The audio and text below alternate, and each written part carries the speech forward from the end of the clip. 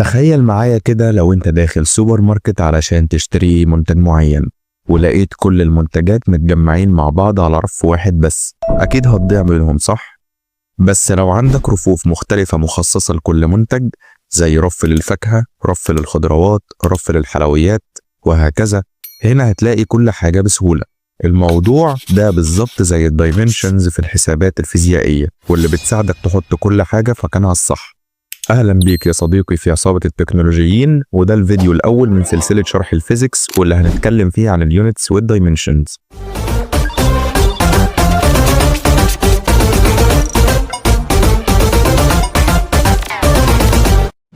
تخيل معايا شخص راكب عجلة واتحرك بيها على طريق معين، وكان عايز يحسب السرعة اللي اتحرك بيها، بس هو ما عندوش عداد سرعة.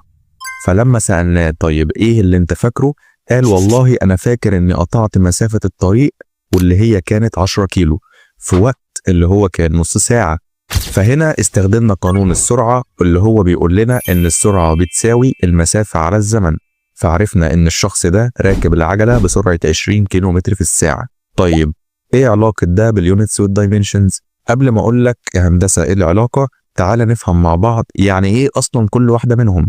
ببساطة يا صديقي، اليونتس هي وحدات القياس اللي بنقدر نقيس بيها اي كمية فيزيائية، زي الثانية والساعة والمتر والنيوتن والجرام وكل الوحدات اللي انت عارفها دي.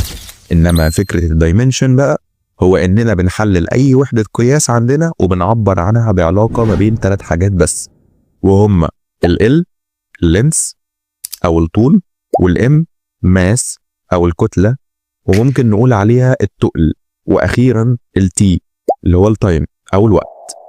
يعني ببساطة يا صديقي، لو قلنا متر فاحنا بنعبر عنه بال. طيب لو كيلو متر هيبقى 1000 ال؟ لا، برضه هتبقى ال. طيب لو 2 سنتي برضه هتبقى ال. يعني اي طول عندك بنعبر عنه بال. وبالمثل ده بتطبق على الماس والتايم. حسك تهت؟ طب ما تيجي نطبق الكلام ده على المثال اللي لسه قايلينه فوق. عايزين نجيب الدايمنشن بتاعة سرعة الراجل اللي كان سايق العجلة. احنا مش قلنا ان السرعة بتساوي المسافة على الزمن؟ حلوة جدا. هي المسافة دي مش طول؟ بالظبط، يعني نقدر نعبر عنها بال. وطبعا انت شطور وعارف ان الزمن ده هو الوقت اللي نقدر نعبر عنه بتي. فبكده نقدر نعبر عن السرعة بالدايمنشن بتاعها اللي هيكون ال على تي، وينفع برضو تكون ال تي أس ماينس 1. ايه حوار سالب واحد ده؟ ببساطة هي لأن التي اللي في المقام ينفع نطلعها في البسط، بشرط إننا نعكس إشارة الأس بتاعتها اللي هو نخليه سالب يعني. طيب خلينا نفترض إنك ما كنتش تعرف قانون السرعة، نعمل إيه؟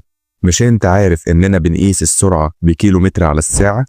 أكيد أنت عارف. طيب وهو مش الكيلو متر ده بنقيس بيه الطول؟ مظبوط، يعني ينفع نعبر عنه بالال. والساعة دي مش وقت، الله ينور عليك، يعني ينفع نعبر عنها بالتي. فمن هنا نقدر نستنتج برضو ان الدايمنشن بتاع السرعة هو ال على تي، او ال تي باور اوف ماينس 1.